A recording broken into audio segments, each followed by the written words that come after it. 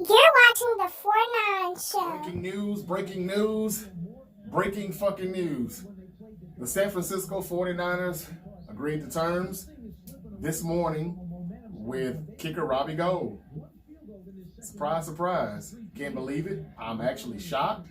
I didn't see it coming. I thought Robbie Gould was probably going to be, I don't know, playing on the tag or not playing at all, not showing up, maybe getting dealt for a 5th round pick or something like that. If, we just said the hell with it. I don't know, but I didn't see this coming. But, hey, look, there's rumors that the guy wanted to go to Chicago. There's rumors that he wanted to get back with the Bears. His family's still there. I understand all of that. Even some rumors that he said some pretty, harsh things, kind of, he's been kind of like, jabbing the 49ers a little bit, the organization. They said they had been negotiating for the past 17 months. Not 17 months. That can't be. For some months, they've been negotiating, and I don't know exactly what the deal was. If we didn't offer enough amount of money on the contract, or the years weren't enough, I don't know what it was. But either way it goes, it looks like it's over with now. It's water under the bridge. They've offered him enough now for him to reconsider, and not only did he reconsider, he's coming back. So Robbie Gould is gonna be with San Francisco. This means that he can report the training camp. This means that he will be, he won't be out of whack. He will be able to get in there with the rookie punter.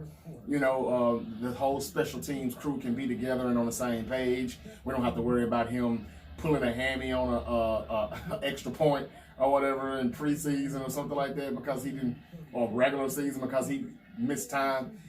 Everything is gonna, go fine now. So it's almost kind of like the CBA back in 2011.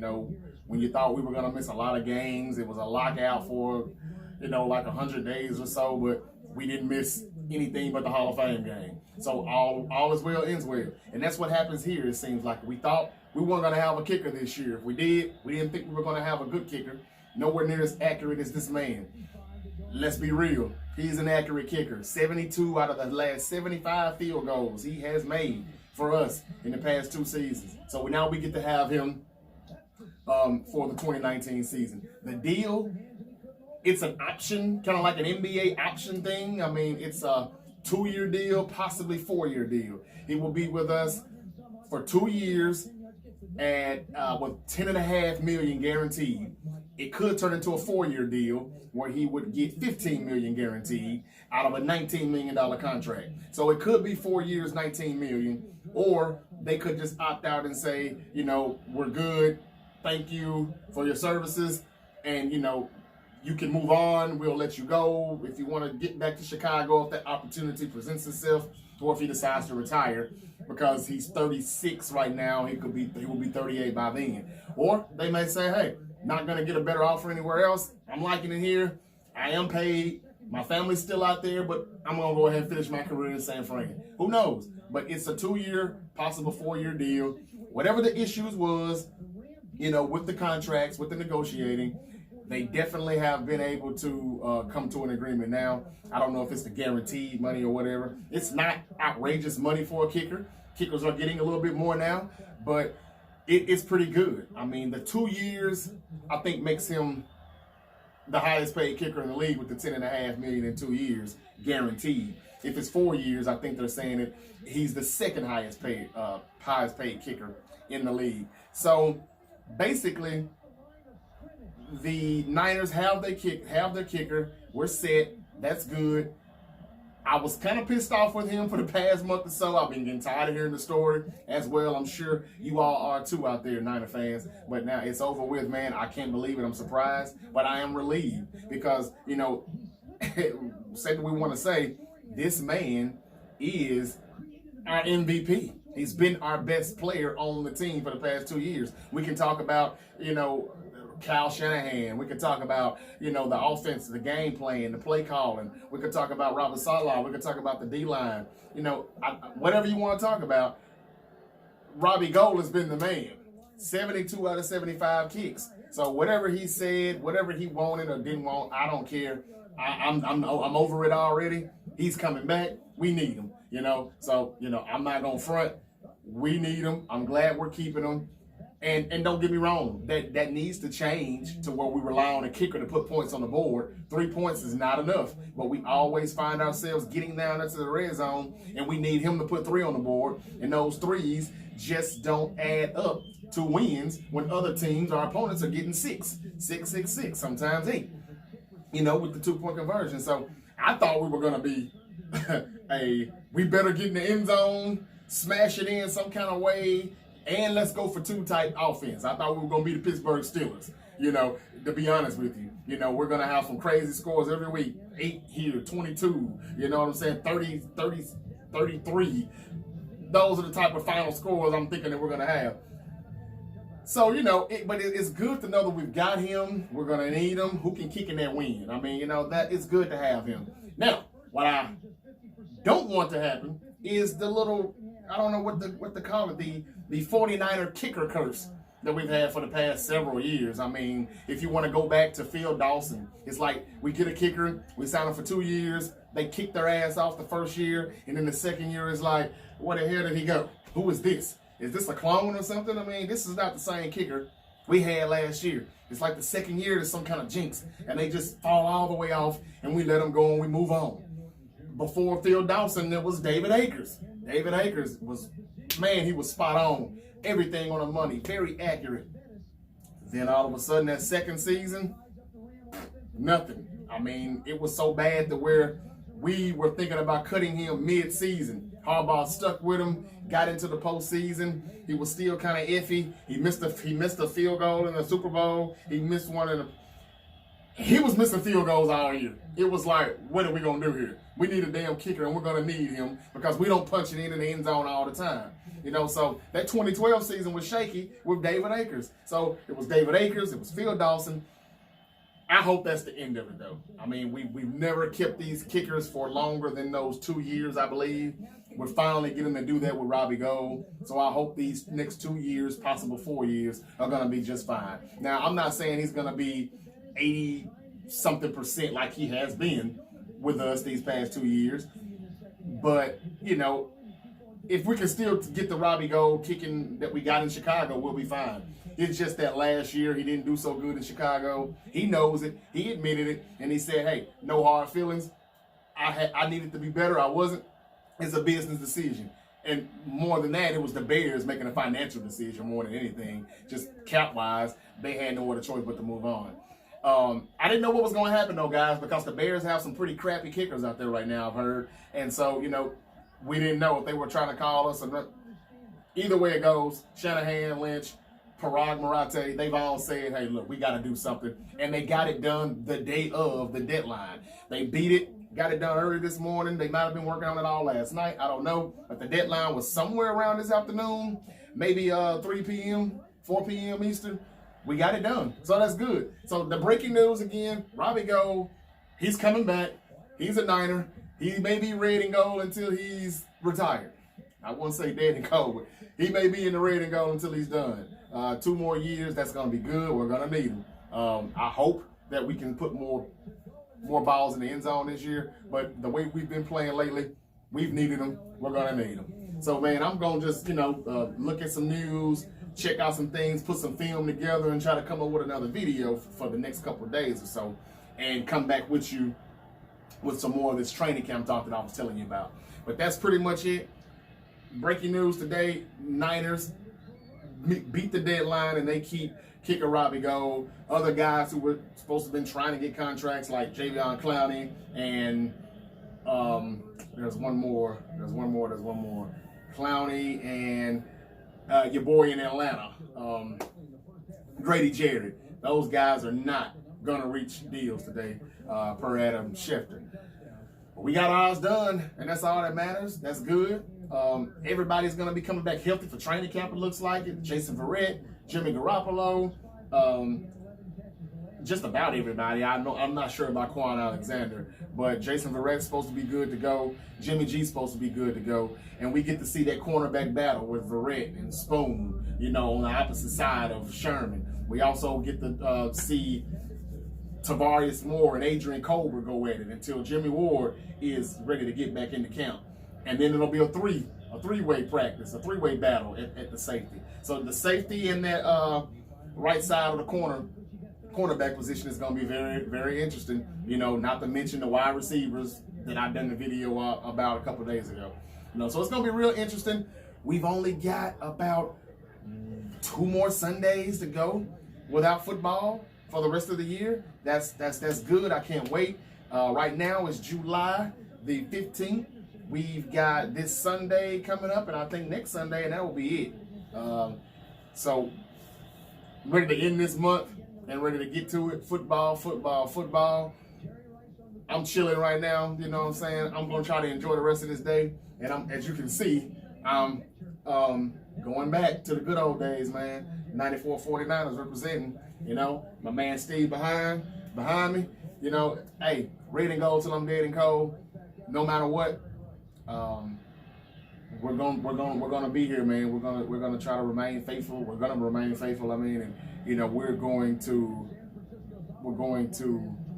watch our team grow.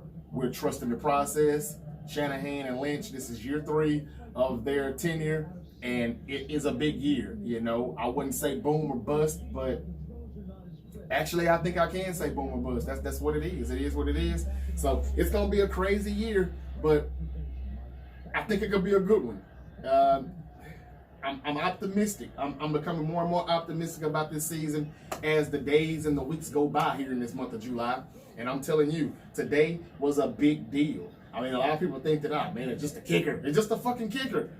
But if you watch the 49ers, he's not just a kicker. I mean, he is a kicker, but it's a big deal because he has been the MVP of our team, for real, offense and everything, you know. And we've got a new punter, so maybe we'll actually get to pin opponents back inside the 10, inside the 20 a lot more because, what's his name?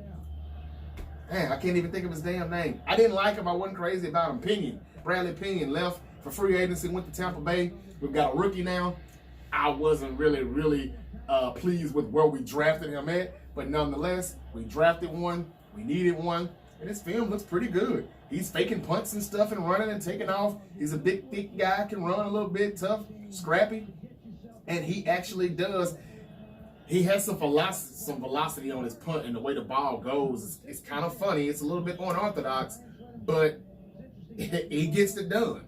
So, look, man, we got a punter. We're bringing our kicker back.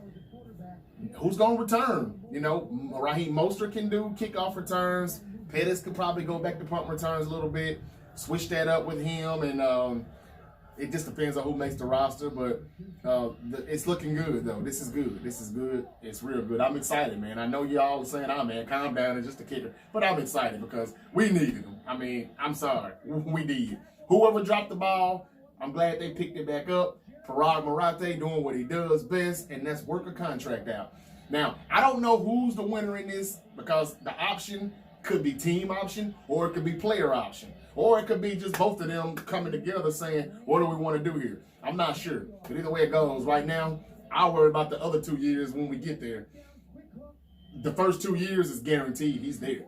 I just hope that it's a good season because even if it's a bad season in 2019, he's still paid to be there for 2020, and there's nothing we can do about it. So does he just say, hey, I'm taking the money, but I'm not really going to do shit, and I don't really care, I can care less. My mind, body, and spirit is really in Chicago? I don't know. We'll see. But I hope this is going to work out, and he's not the new David Akers and Phil Dawson, and we've got a good kicker, and we got offense, and maybe we won't even need him in a lot of situations. He's just kicking extra points and stuff. I don't know, but I hope that we have a better season, and everybody can stay healthy. We've been bitten with the injury bug more than any team I can think of for the past several years. This is a big year, and it's imperative that we stay healthy so we can know who's who. And if they do continue to get hurt, then that still should be all the organization needs to know as far as, you know, should we keep them or not. We think that you had the potential, but you just can't stay on the field, so you got to go. Hint, hint, Jimmy Ward. But we'll see how it goes. I'm hoping, and for some reason something is telling me before training camp gets started, or the first week of training camp, I got the funniest feeling that we're going to do what we want to do, what we've been wanting. I think I'm going to be making a video pretty soon saying that the Niners have signed Trey Boston, free safety. The free agent safety has not been picked up by anyone yet. I don't understand it. His numbers is pretty good. He's been decent. Had about 3 or 4 picks last year. Had a few forced fumbles. About 65, 66 tackles. With the Arizona Cardinals. And the year before that, it was a 1-year deal, I think, with someone else. But he's been pretty good. He's better than Jimmy Ward. He's better than Adrian Colbert. I can't speak on Tavarius Moore, but I mean, I would have had him in this training camp battle to see. But I'll talk about that another time. I'm thinking we're not quite done yet, though. I'm thinking that we're going to get Trey Boston signed. But if not, it is what it is. We've got a 3-way battle at safety. Now, keep in mind, you all, Nick Bosa, Deebo Samuel, our first 2 picks of the draft, have not been signed yet. Still no Bosa, still no Deebo, and we're getting real close to the guys reporting to training camp. Is he going to pull something that his brother pulled? I said this months ago on one of my videos. Don't be surprised if Bosa doesn't show up first couple of weeks of the season, just like his brother did, with the same agency, sports agency. I don't know what's up with those folks. I don't know what they're looking for. There's something about the language in the deal to where they're wanting their guaranteed money at a certain time. You know, I can't go into detail of it right now, but I will get the facts down pat when I come back and do it. But it's the language of the contract, and the guaranteed money is the problem as far as like when they get it. You know, when they're going to be looking for those roster bonuses. They want those roster bonuses at a certain time and a certain amount, and they don't want it pushed back or, you know, spread it out or whatever the first 4 years or so. So that's an issue, and they need to get it right because Deebo and Nick Bosa are our top 2 picks, you know, and we need them in there, and they're not signed yet. I think most of the first-round picks have been signed, and so Bosa, what's up, man? But I'm not complaining about it. Bosa's on our team. I'm cool.